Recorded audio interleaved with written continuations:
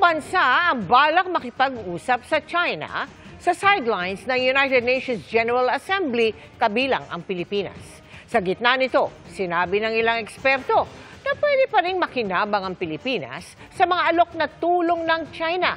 Pero dapat daw yang suriin.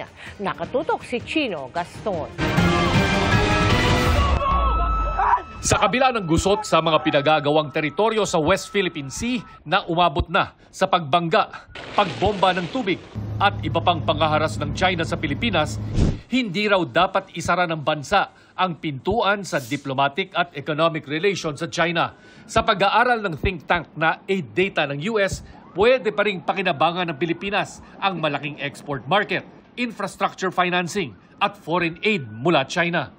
Pero dapat masuri ng mabuti ang mga alok na pautang at proyekto maging ang posibleng epekto nito sa national security at sa kalikasan, kagaya ng mga kasalukuyang dam at reclamation project sa bansa. It is not in the Philippines' interest to entirely decouple and de-link from China. I think your negotiation hand is stronger when you can have more people around the table.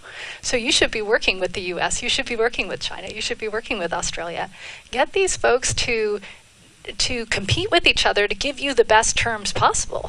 Kasama ang Pilipinas sa 20 bansa na balak kumausap sa China sa isang pinaplanong summit sa sidelines ng UN General Assembly sa New York sa September 22. Ayon kay Philippine Ambassador to the US, Jose Manuel Romualdez, layon nitong iparating sa China na hindi lang ang Pilipinas, kundi marami ng bansa ang hindi natutuwa sa mga ginagawa nitong delikado at mapamilit na aksyon sa dagat.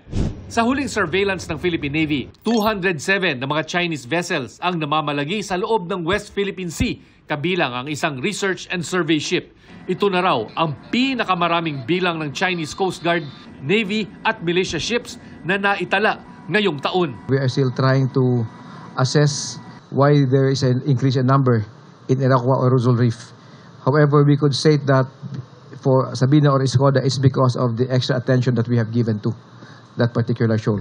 Bagamat hindi naman daw ito dapat ikaalarma, nanindigan ang Philippine Navy na iligal ang pananatili ng Chinese vessels sa loob ng EEZ ng bansa. Para sa GMA Integrated News, Chino Gaston, nakatutok, 24 oras.